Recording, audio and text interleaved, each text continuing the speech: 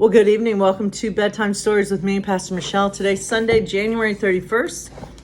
And our woman of the day, our adventurous woman that we're going to hear about is Firminia Saris, and she is a copper queen. I am intrigued. So let's hear what that means.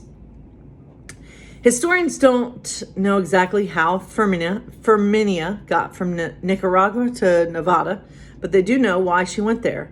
Gold fever. It was during the time when men, very few women, were willing to leave everything they know behind in hope of striking it rich. All miners had to register in the county courthouse before going prospecting. Firminia signed her name Firminia Saris, Spanish lady. Two things about this new miner were shocking. First, she was a woman, and second, she bought herself pants. In those days, women only wore dresses. Firminia didn't care what anyone thought, and she bought herself the tools needed for prospecting. Pickaxes, shovels, and boots. She added the most basic camping gear, a tin cup, a plate, and a tarp to use as a tent. Lugging her 40-pound pack, she set off into the hills to seek her fortune. It wasn't easy. She had to endure extreme weather conditions, freezing temperatures in the winter, scorching heat in the summer. She hiked hundreds of miles in and out of canyons, through springs and up over rocky hills, always on the lookout for snakes and coyotes. This went on for years, but she refused to give up. In April 1883, Firminia finally filed her first claim. That meant she had discovered a place worth mining and registered it as belonging to her. It would be the first of many. Firminia found bits of gold and silver, but she had a special knack for discovering copper. The more claims she staked, the more attention she received until she became known as Nevada's Copper Queen. Once she had staked her claim, she would sell it to another miner or group of investors. Then she'd head back to the hills to find another one. She didn't trust banks, so she always insisted she paid in gold. It was said she stashed the gold in her chicken coop because if anyone bothered the chickens, they squawk and raise a ruckus, making them an excellent burglar alarm. Firminia wasn't content to sit back and count her money. She loved to go to San Francisco and live it up. She'd buy fancy dinners and new clothes and stay in ritzy hotels. When her money ran out, she'd head back to the hills with her prospecting tools and search for another mine.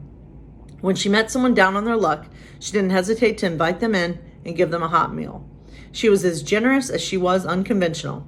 She lived a rich and adventurous life, not just because she was a miner, but because she had the courage to live life on her on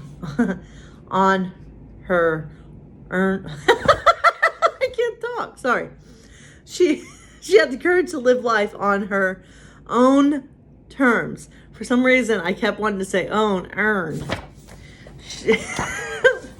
Live life on her own terms. On her own terms. Okay, sorry. Anyway, sorry, I don't know where my mind went there. So, it's inspiring to hear about these women. So let's finish up our Disney stories for January, and we're going to hear a story from Bambi, and it's called The Winter Trail. One winter morning, Bambi was dozing in the wood when Thumper came over to play. Bambi followed Thumper through the forest. The sky was blue, and the ground was covered in a blanket of new snow. "Look at these tracks," Thumper said. He pointed to a line of footprints in the snow.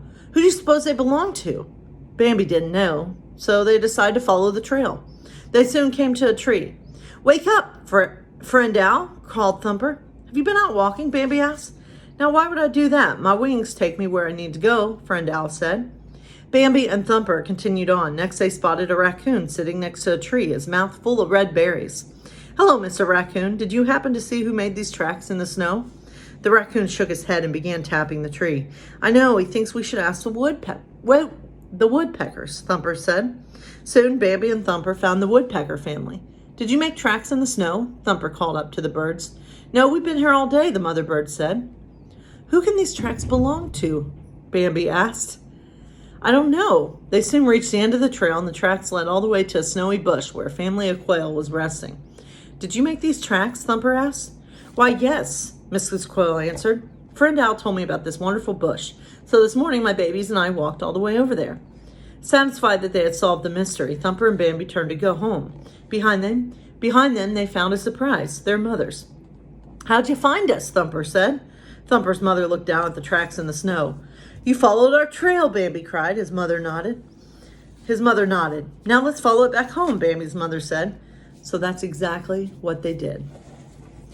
So it's always good to leave a trail if you are hiking in the woods or hiking in the forest. So anyway, I've got to go check on our dog who's being bad. So much love to all of you.